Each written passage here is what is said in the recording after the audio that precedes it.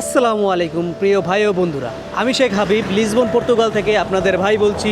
অনেকেই মনে করেন ইউরোপে রেসিডেন্স কার্ড পেয়ে গেলেই জীবন সেট হয়ে যায়, সব সমস্যার সমাধান হয়ে যায়। কিন্তু সত্যটা হচ্ছে কার্ড পাওয়ার পরেও অনেক বড় বড় সমস্যার সম্মুখীন হতে হয়।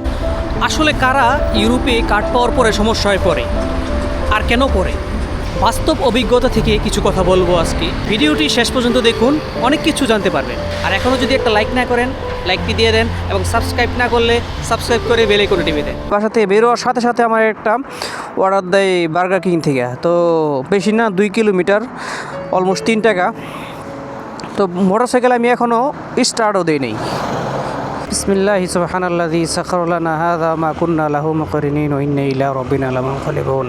হ্যালো ভাই ব্রাদার, কি অবস্থা সবার, কেমন আছেন? This is Habib. So guys, নামাজ পড়া গেলাম বাসায় গিয়ে আইডিটা জাস্ট অন করছি, এইতেই মনে করেন যে 3 ইউরোর একটা কল দিয়ে দিল। তো ওই 3 ইউরো নিয়ে আমার যাইতেছে এখন গ্রাসা। তো একটু ডিফিকাল্ট জায়গা, ঠিক আছে, সমস্যা নাই। তারপরও প্রথম কল তো ধরে ফেলছি আর কি।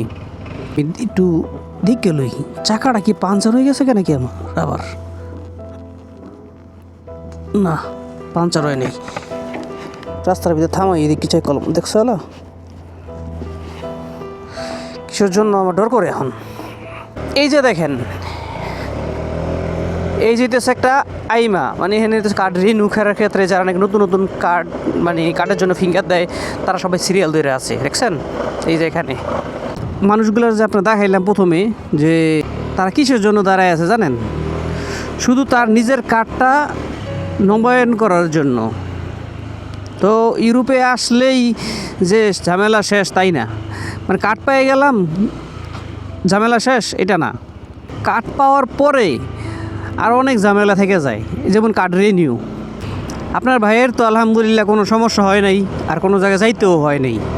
তো এভাবেই হয়ে গেছে অটোমেটিকলি, খুব সহজেই আমারটা রিনিউ হয়ে গেছে।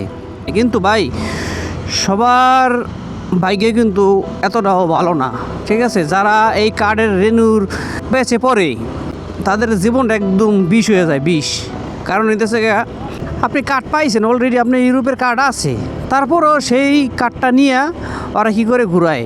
আবার মনে করেন যে 6 মাস 1 বছর পরে কেউ কার্ড দেয়, কেউ আবার কিছুদিন পরে আবার ক্যান্সেল করে দেয়। তো এটা একটা বিষয়, যাদের এই যে কার্ড পাওয়ার পর ক্যান্সেল হয়ে যায়, তাদের মনের অবস্থা কী হয় বোঝে না। তো তারা হইতেছে যারা পর্তুগাল থাকে বা যেই কান্ট্রিতে যায়, যে রেসিডেন্সি নেয়, তারা যদি ওই কান্ট্রিতে থাকে, তাদেরকে মানে ক্যান্সেল হয় না তাদেরটা, আমার জানা মতে। আমি দেখি নাই কেউটা ক্যান্সেল হইতে। কিন্তু যারা নাকি, মানে এই যেমন পর্তুগালের কথা বলি, এই এলাকা, এইটাও মসজিদ, হ্যাঁ মসজিদ আছে অনেক, কিন্তু আমি জানি না অনেক জায়গায় যে মসজিদ যে আছে এগুলো আমি জানি না। আমি শুধু একটা মসজিদে নামাজ পড়ি। তো যেটা বলতেছিলাম, যারা নাকি পর্তুগাল না থাকে আর কি, পর্তুগাল থাকে না কিন্তু কার্ড রিনিউ করার সময় খালি পর্তুগাল আসে, মানে থাকে অন্য কান্ট্রিতে, পর্তুগালের কার্ড দিয়ে আর কি। তো বিশেষ করে তাদেরই এই সমস্যার সম্মুখীন হইতে হয়। কারণ হইতেছে পর্তুগাল তো এখন আর আগের মতন ব্যাকডেটেড নাই। ওরাও জানে যে কোন লোকটা এই দেশে থাকে আর কোন লোকটা থাকে না, বুঝছেন না? কিসের জন্য?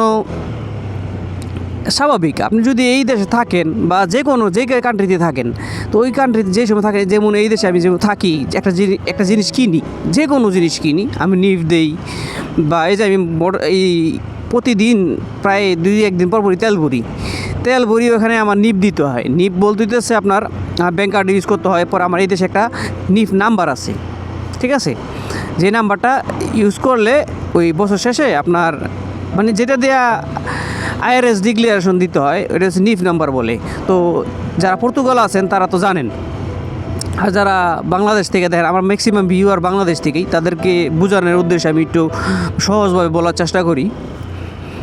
কারণ হইতেছে যারা পর্তুগাল থাকেন এরা তো জানেনি, ওই নিফ নাম্বারটা, একটা নাম্বার আছে, ওই নাম্বারটা দিলে ওইটা আপনার যেই জিনিসটা কিনবেন ওই জিনিসটার ভিতরে অ্যাড করে দেয়, ঠিক আছে। ওই পেদ্রো কইছে যে দেখেন লাগছে my baby sleeping, do not ring the bell, মানে ওর বেবি ঘুমাইতেছে, ই করতে পারুম না, মানে রিং দিতে পারুম না। ঠিক আছে, সমস্যা নাই, দিমু না রিং, গিয়ে মেসেজ দিমু। আর যদি মনে করেন যে ই না করে, ওই মেসেজে রিপ্লাই না দেয়, তাহলে আর বেবির ঘুমেতে উড়ালাম, ঠিক আছে, রিং দিয়া। ওকে দেই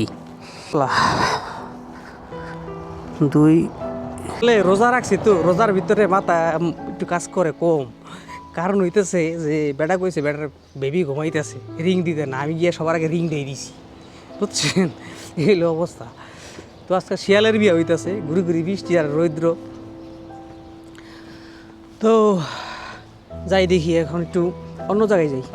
এই এলাকায় আবার রেস্টুরেন্ট নাই।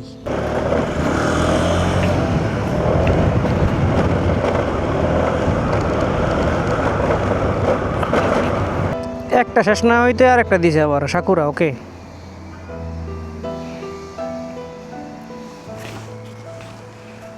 আবার চলে আসলাম আমরা সাকুরায়।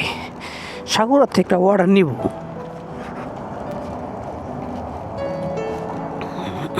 ওহো, সাকুরাস, এই যে সেই বগ, ধোয়াওয়ালা পানি। Thank you.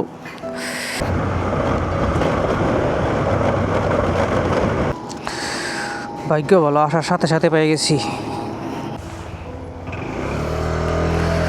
সো গাইস, যেটা বলতেছিলাম যে ওই যে নিফট নাম্বার নিয়ে, ওইটাতে আপনার প্রতি বছর একটা ডিক্লারেশন বলতে যাচ্ছে আপনার কত টাকা ট্যাক্স দিচ্ছেন, কত টাকা খরচ করছেন, এই হিসাব আর কি, ওইটা রাখে আর কি। ওইটা সব জায়গায় কেনার সময় ওইটা দিতে হয়। তো যারা বাংলাদেশ আছেন তাদের জন্য এই কথাটা বলা। পর্তুগাল থাকে, এরা তো সব জায়গায় এটা ইউজ করে, তাই না?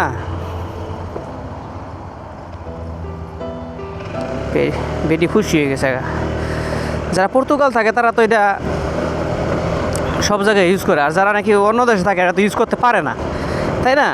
আর অনেক কিছু আছে, শুধু এটা না, আপনার যে অ্যাক্টিভিটিস, যে আরও অনেক কিছু আছে যে যেগুলো চোখে পড়ার মতো, বৃষ্টিতে চোখের ভিতরে লাগে, সমস্যা এটা। আসলে এমন জায়গায় আইছি, এখান থেকে আবার যাইতে হইব আমার প্রায় 5-7 কিলোমিটার দূরে। ইফতারের সময় হয়ে গেছে, এখন চিন্তা করতেছি এখানে থাকুন নাকি যামুগা। তো না, জায়গা লেগা এখানে বইয়া থাকলে সমস্যা। এলাকায় যাই, এলাকার থেকে অর্ডার মারব নি। এই যে এলাকা আছি হইতেছে এখন বেলেম আছি আমরা। আসলে এখান থেকে যাইতে নিছি আমি, জাস্ট মানে এখন যাইতে নিছি, যাওয়ার সাথে মানে এখন একটা কল দিছে, উপরে বুঝলো কেমনি আমি যামুগা, এখান একটা কল দিল, সো সমস্যা নেই, দিয়ে যায় এটা। এই দেশে যারা থাকে ও প্রবলেম হয় মাঝে মাঝে, মানে কপাল খারাপ থাকলে আর কি, ঠিক আছে। তো কপাল হইলে সবচেয়ে বড় জিনিস, কপালের নাম কপাল ভাই। ওই কথা কয়ে লাভ নাই, রিজিক যার যে জায়গায় আছে, যেমনি আছে, ঠিক আছে, ওইভাবে হইব, এগুলো সবচেয়ে বড় কথা, ঠিক আছে। এখন যাইতেছি আমি বাসায়। তো এই প্রবলেমগুলোর ভিতরে মানুষ পড়ে, মানুষ এরকম ভোগান্তির ভিতরে থাকে এই রিনিউ লইয়া। আলহামদুলিল্লাহ, আল্লাহ তাআলার কাছে লাখো কোটি শুকরিয়া, আপনাদের ভাই এরকম কোনো প্রবলেমের ভিতরে পড়ে না। আল্লাহ তাআলা আমার সব জায়গা থেকে সেভ করে। পরিকল্পিত একটা জ্যাম লাগাইছে, পরিকল্পিত পুরা, ঠিক আছে। দিয়ে ওহো, গাড়িটা তো সেই রে, অডি, কালারটা তো আসাম একটা কালার, দেখেন, বেটা চয়েস আছে। একটা কল দেস না রে ভাই, শুক্রবারের দিন জাস্ট একটা কল পেলাম, আর তো কল দিচ্ছে না আমাকে। সকালবেলা বাইরে হইলে কিন্তু ভালো টাকা ইনকাম করা যাইতো, কিন্তু বের হই নাই। আমার ওই টাকার দরকার নাই যেই টাকায় আমাকে আল্লাহর কাছ থেকে দূরে সরিয়ে দেয়। দেখেন হেন থেকে ভিউটা দেখেন। যাইতেছিলাম এই রাস্তাটা দিয়া, পরে চিন্তা করলাম যে না, একটু থামি না দেখি। আর আমি আপনাদের ভাই মনে করেন যে একটু সুন্দর জায়গা দেখলে আছে না, আমার ব্যাগে কিন্তু অর্ডার আছে, তারপরেও কিন্তু আমি দাঁড়াই গেছি। তো সুন্দর জায়গা দেখতে আমার নিজেরও ভালো লাগে, সুন্দর ভিউ দেখতে, আমি তাই আপনাদেরকেও দেখাই। যেটা আমার কাছে ভালো লাগে এটা আপনাদের কাছেও ভালো লাগবে আশা করি, আর আপনাদেরকেও দেখানোর চেষ্টা করি। দেখেন এখান থেকে কিন্তু মানে চমৎকার লাগে কিন্তু, হ্যাঁ পরিবেশটা, আকাশটা নীলা নীলা। ওকে, সমস্যা নেই, আমার অর্ডার দেরি দিতেছে, অর্ডার দিতেই আবার, খালি ভিডিও কল লইব না। এই সেই জায়গা, যে জায়গায় আসলে মনোমুগ্ধকর একটা পরিবেশ পাওয়া যায়।